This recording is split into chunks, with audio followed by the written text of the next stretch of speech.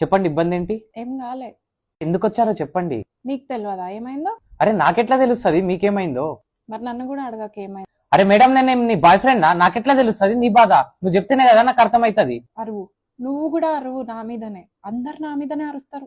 సరే సరే సారీ అరవను, చెప్పండి ఏమైంది మీ ప్రాబ్లం చెప్పండి. నాతో మాట్లాడకపో. అరే మేడం, నా దగ్గర టైం లేదు, నేను వేరే పేషెంట్స్ ని కూడా చూడాలా. అంతేలే, నా కోసం ఎక్కడ టైం ఉంటది. అరే ఓ మేడం, నువ్వు ప్రాబ్లం చెప్పండి, నేను ట్రీట్మెంట్ ఎడికెళ్ళి ఇవ్వాలా నీకు?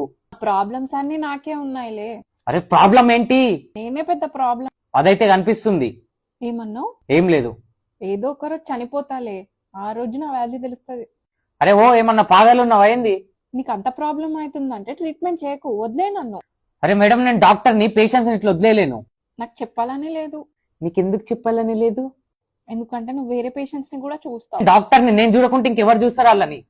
చూసావా చూసావా, మళ్ళీ అరుస్తున్నావు. అరే సరే సరే, ఇంకే పేషెంట్ ని చూడ నేను. పక్కానా? పక్కా.